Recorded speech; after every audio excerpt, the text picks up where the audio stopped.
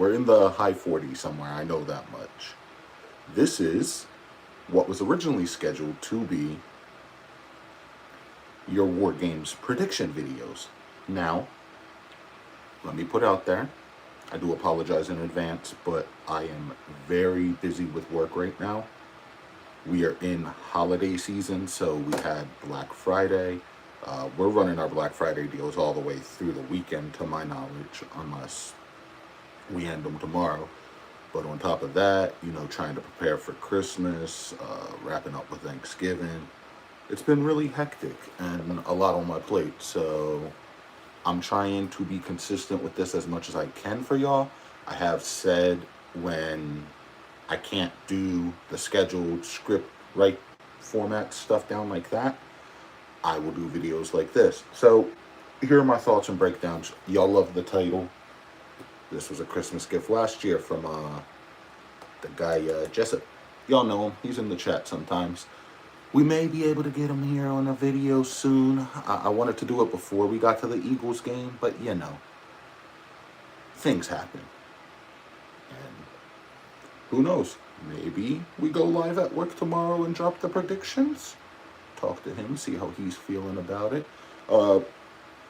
Me and him kind of had similar thoughts on War Games, though. And essentially, that was this. It did not live up to the hype of 22 or 23. Not saying it was a bad pay-per-view by any means. But, let's see, last year, you got the unexpected return of CM Punk. You got the return of Randy Orton. You got a tease from Damian Priest of a cash-in. Which, we did get that in one of the War Games matches this year, so I can't really hate on that. Let's see. There wasn't a stat card, because the War Game matches obviously take up most of the time. So,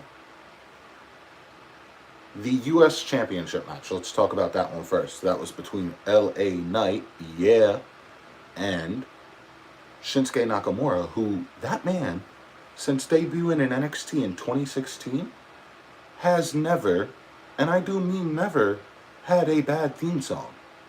Even when he went here the first time and they added lyrics so the fans couldn't chant and stuff, they would just be singing the damn song. But, and I am doing this a little out of order as well, so I do apologize for that. Shinsuke Nakamura is your new United States champion. I don't think Nakamura necessarily needs the title, but I will say this, since I want to say, around SummerSlam, LA Knight did what he was supposed to do with the title. He elevated it. He brought some prestige to it. So that was August, September, October, November. Yeah. Can't wait to see what's next for the megastar. See who Shinsuke defends against. Let's talk about the other end of the spectrum. The Intercontinental Triple Threat match with Sheamus and those guys. Now, I wanted Sheamus to win this match. He didn't. Braun Breaker retained, which I don't hate Braun Breaker at all. For those of you who know me, who have followed the channel, things of that nature, that man is a former Ravens player. Actually, if I'm not mistaken, this is my boy Michael, because we are live right now, messaging me about War Games. So we'll check on that in a little bit. And yeah. Honestly, that's my take on that. I'll never hate on Braun Breaker. He is a former Raven. I was actually telling my manager just up earlier, I was like, I want that jersey because it's an obscure Ravens jersey, and I am all about having obscure Ravens jerseys, or like Ravens jerseys where people are like, yo, where'd you get that? How'd you get your hands on that? I have a Deion Sanders, y'all saw in the jersey collection video that I did, a Deion Sanders Ravens jersey, and not a lot of people know that he played for us. Now let's talk about War Games. The women's match delivered per usual. Tiffy jumped off the top of the cage. EO, always the MVP of the War Games match for the women's War Game. The woman put a damn trash can on her head and jumped off the cage. Like, what are we talking about here, y'all? But Rhea Ripley is one of my favorite female wrestlers, if not my favorite female wrestler. I know, it's like, oh, crazy, the guy likes the goth girl. Sue me. Sue me. But, that said, the baby faces shouldn't always win. And now, this is going to lead to a lot of things as well. For those of you who don't know or just getting into WWE or the product, Bianca Belair's partner, Jade Cargill, was attacked. I'm calling it right now, here on live. It was Bianca Belair who did it, because we're going to get Bianca versus Jade at Mania. I'm calling that now. I'm locking it in. Jade's time frame, I want to say she returns at the Rumble. That would be my guesstimate. That's about a month out, maybe, give or take. 2 months out, because for some odd reason it's in February, which I don't like. It's February 1st instead of January, end of January, which, whatever. We'll get over it. But Rhea is not done with Liv and Dom. There's sometimes I like the slow burning stories, Punk and McIntyre, that had the proper slow build. Rhea, Liv, and Dom, I'm kind of, and the whole Judgment Day shtick, I'm kind of over it. I am done with it. It's, Finn, that was another match. Thank you, Brent, for reminding me. Damian Priest and Gunther faced off for the World Heavyweight Championship. And surprise, surprise, what happened? Finn Balor interfered. He doesn't need to. Be done with Damian Priest. Let's leave the Judgment Day-ish in the past. But we won't, because it will build to Mania or some BS. And I'm just over it. Old Judgment Day was miles ahead. Hell, even when Truth was pretending to be in Judgment Day, was better than this Timu Great Value Judgment Day that we have. Like, the only original member, and he's not even an original member. None of the current Judgment Day faction members are original members. Because if we remember when Judgment Day was originally started, and yes, I'm going on a bit of a tangent here, my podcast, I'm allowed to.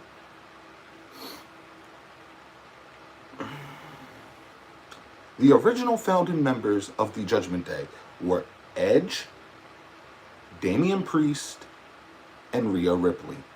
They then brought Finn Balor in. Finn Balor kicked Edge out of the group because, oh, surprise, surprise, WWE didn't have enough baby faces at the time. It's just frustrating. But yeah, that happened. Cody Rhodes. I like Cody Rhodes. I wanted him to win the WWE Undisputed title at Mania, which he did. But you got to defend it a little bit more, bud. We were on Roman's ass for years. And I do mean years about not defending that title consistently. Gotta have a little bit more, can't say leniency. Now let's talk about the men's War Game match. It was the OG Bloodline with, surprise, surprise, another Paul Heyman guy? Who was it? Was it Brock Lesnar? No, they wouldn't touch that this early, right? Was it Curtis Axel, a.k.a. Mr. Perfect Jr.? No. It was none other than the best in the world, CM Punk, who I grew up. I can't really say I wanted to be CM Punk because when I was a kid, I wanted to be more, looking back on it, shouldn't have been idolizing this guy. I'm not going to judge him for his past though, but I was looking up to like Jeff Hardy. I was like, this dude's cool. He's got this charismatic, feel to him. I liked CM Punk too though. I remember I saved up all my chore money from when I was younger because I would do chores around the house. My mom would ask me to do something, and I would save my money all the time and get like not the big authentic replica belt, which believe me, 9-year-old, 10-year-old Dereck is stoked to have this. Like, he never thought he would have an authentic WWE belt. And, here we are. But that said, the one thing I asked for Christmas this year, and yes, we're going on another little bit of a tangent. This, by many, is considered one of the best title designs. Now, it's up there in my top 10 for sure. However, this bad boy right here is not my favorite title. Not hating on it.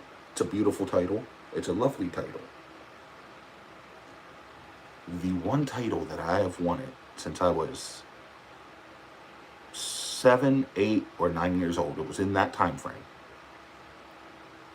Back home, my boy Joel, we used to go over to his house sometimes. We would go hang out, play with like action figures, WWE figures, play SmackDown vs. Raw. This guy had the big gold, and I'm talking like NWA, Ruthless Aggression, Triple H getting the first title, big gold World Heavyweight Championship.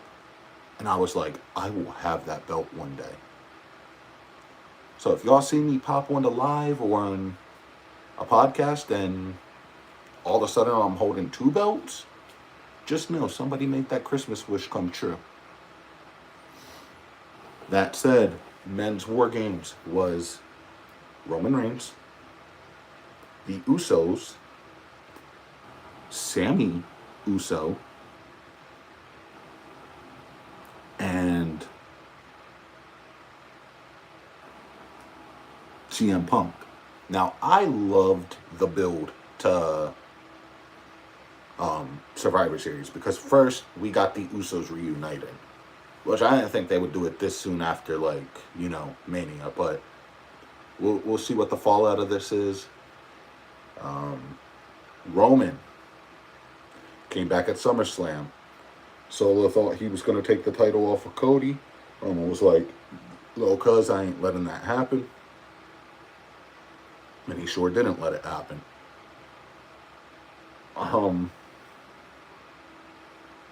What else do I have to say? Sami Zayn getting involved with the OG Bloodline. Remember, 2022, peak Bloodline cinema.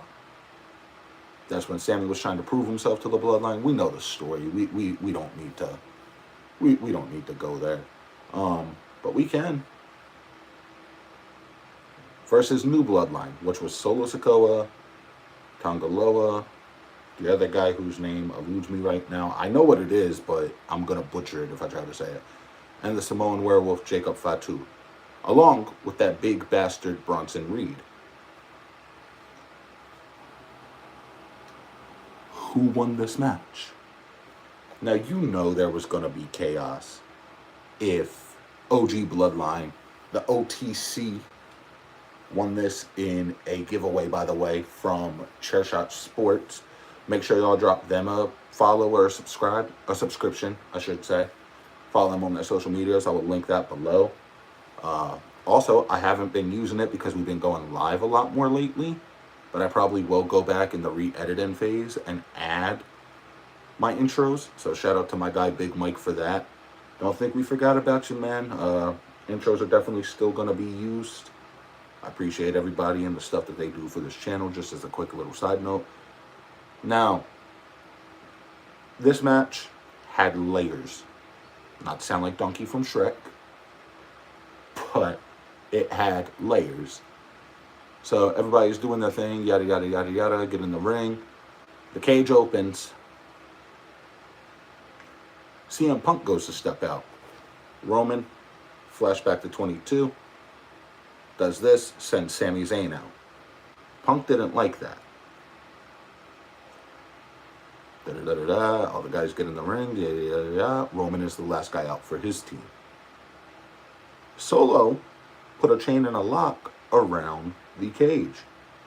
So they're thinking, oh, Roman can't get in, yada, yada, yada. You know what's going to happen.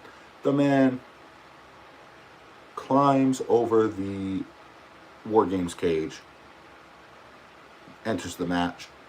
Big Jim Uso, I referenced him earlier on the community notes on the page. He jumped off the top of the cage with the no yeet dive.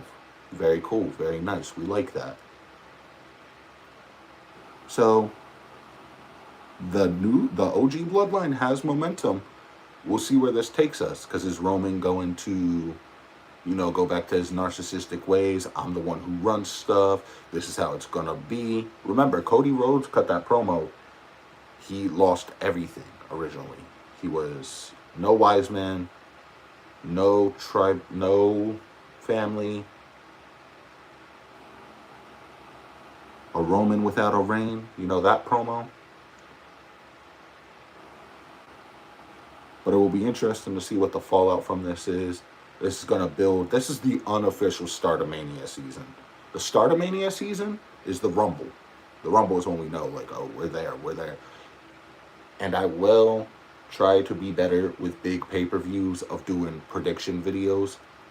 Because, for one, it's not going to be holiday season anymore. I think the next big thing I have on my agenda is the Super Bowl and inventory. Not in that specific order, but inventory is one day. I can do that and be like, okay, we're good. And the Super Bowl, y'all know y'all are getting a Super Bowl special. Like, I do this every year on this channel. That said, I do believe, let's talk about stuff coming up on the channel. I will probably be going live again for y'all tomorrow. Like I said, before going into work or at work, because I want to get the rest of my predictions done. 4-0, mind you, on the current prediction. So Packers over Dolphins was right. Lions over Bears was right. Cowboys over Giants, which I thought could go either way, was correct. And the Chiefs, much to my dismay, beat the Raiders. So we live, we learn. What are we going to do? We do got an exciting slate coming up. You're getting other content and things of that nature. When we get into the new year, you're getting your player highlight. You know who it's going to be. You will get more wrestling content. And then I'll probably have a layout of stuff I want to bring to the channel. The mock draft, I'm probably going to talk to Michael because he helps coheres it every year. Or at least the past couple of years. So I want to get with him and be like, hey, let's do this. And we'll have that ready for y'all come April. So, or March or April. But don't worry, y'all. Content isn't going anywhere. We're sitting at 246. Remember, I have been saying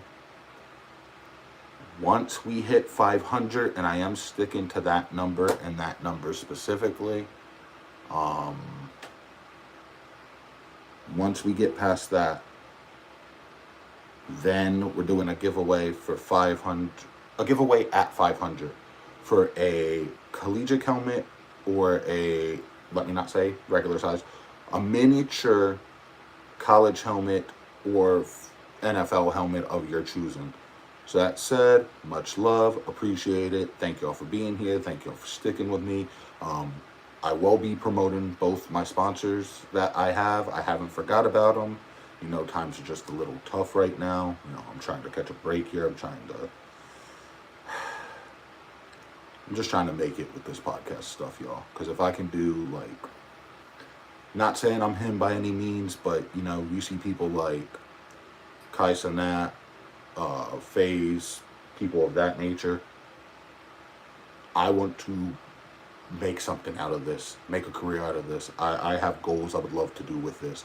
And a lot of people are going to think that's silly, and that's fine. But I want to prove those people wrong. So that said, much love. I will see y'all probably tomorrow for the NFL rest of the slate predictions for the Sunday and the Monday night games. And thank y'all for being with us. So I'm going to just